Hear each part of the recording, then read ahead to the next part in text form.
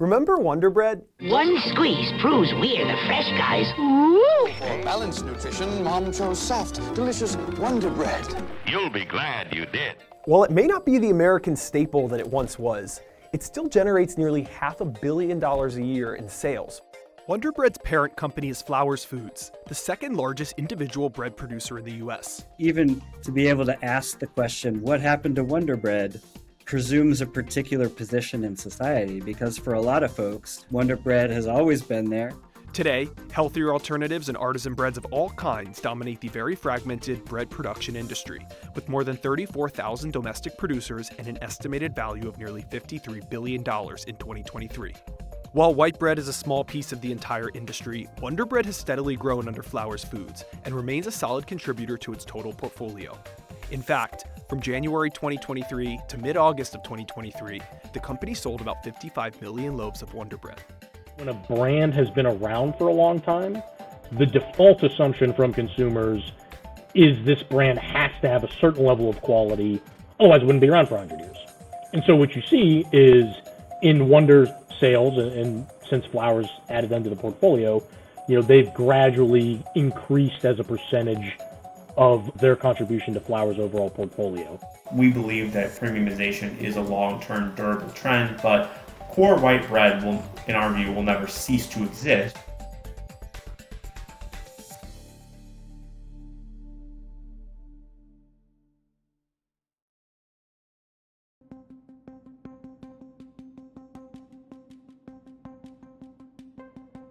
In 1921, the Taggart Baking Company announced the arrival of its Wonder Bread.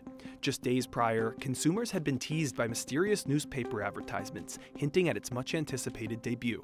The wonder of seeing hot air balloons float through the sky at the Indianapolis Speedway International Balloon Race inspired the brand's logo. Wonder Bread's popularity greatly increased in the 1930s as pre-sliced bread became all the rage.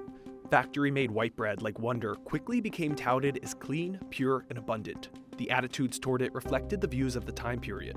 In those days, one of the biggest selling points for industrial bread wasn't that it tasted great or that it was like homemade, but rather it was that the number one slogan of the day was untouched by human hands. And underpinning that were a lot of turmoil around nativism and fear of immigrants who were primarily the ones running small bakeries at the time.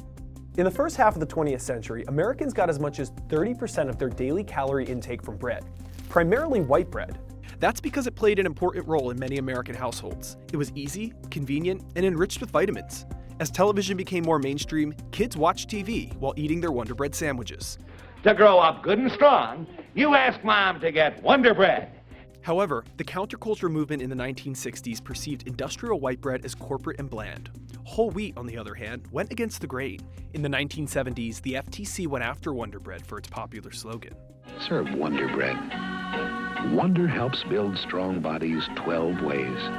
The government said that the 12 ways were an overstatement, and only 8 elements could in fact support the claim.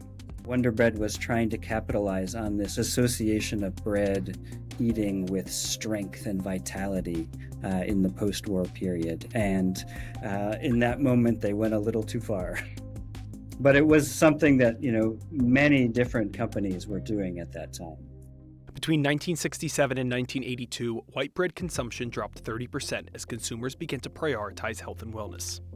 Manufacturers turned to producing whole wheat bread at mass scale over the following decade. This once symbol of the counterculture became a real piece of change in the American diet. It was no longer about kind of a collective revolt against society. It was about doing this thing for yourself, being healthy, showing a certain class consciousness by eating a particular kind of bread that marks you with a higher class. Despite it all, white bread didn't immediately fall out of favor, especially for blue-collar Americans.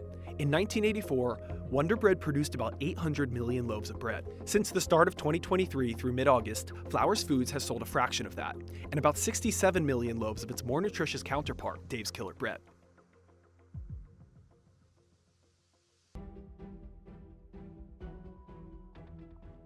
After a series of acquisitions up until 1995, the Wonder Bread brand eventually became part of Interstate Bakeries. In 2004, the company filed for bankruptcy. Just 5 years later, Hostess Brands was formed, by a group of private equity firms that stepped in to rescue the company. Hostess's 6 bread brands generated just under $1 billion in sales in 2012. Wonder Bread accounted for about half of that. But persistent trouble surrounding labor contract agreements and increasing amounts of debt led to a second bankruptcy in 2012. Wonder Bread was taken off the market and auctioned off to Flowers Foods in 2013. Hostess, it found a buyer. Price tag, $360 million. The deal still subject to approval by a bankruptcy court. Flowers Foods reintroduced Wonder Bread to the market in 2013. Over the course of a decade, it has rebuilt the brand back to its pre-acquisition sales of nearly $500 million. Sales of Dave's Killer Bread and Nature's Own, the 2 largest brands under the company umbrella, were both substantially higher than Wonder Bread in 2022. We're talking, fresh bread here, so it's not a category that grows 10% on a normal year. So it's a mature category, typically, broadly speaking, across kind of the CPG world. If you can get a brand that grows 2 to 3%, inflation plus kind of population growth, that usually means you're in a good spot.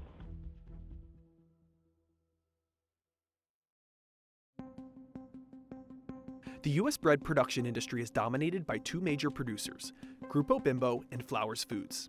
None of the remaining 34,000 producers control even 1% of the market. Barriers to entry are low. You only need some simple branding and a good recipe. And Americans seem to enjoy the variety.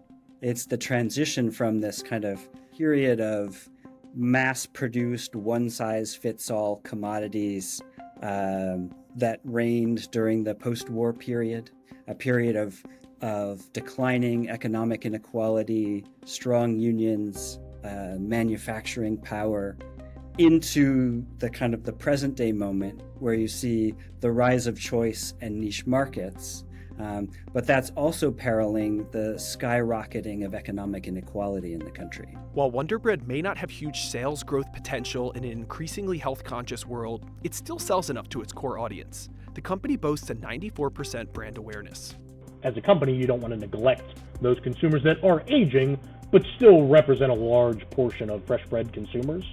And so you keep the brand equity that you have with Wonder, and you capitalize on that group, but then you also pivot the portfolio towards kind of the next generation. I think that's what you see them doing with Dave's Killer Bread.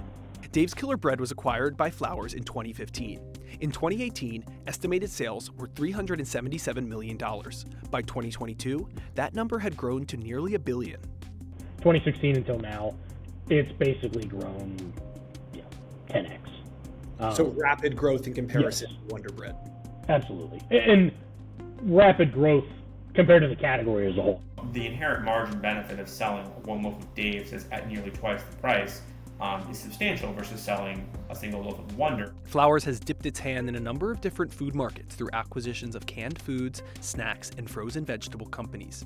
However, it later divested from these brands and began to focus solely on the fresh baked goods category in 2003. 2 decades later, Flowers' lineup continues to capture all corners of the market, and Wonder Bread, while having been through a lot, doesn't seem to be going anywhere. Having a kind of a full gambit of options for consumers to choose from with Wonder, with Nature's Own, with Dave's Killer Bread is going to be important for them to kind of capitalize and win across all the different consumer age ranges.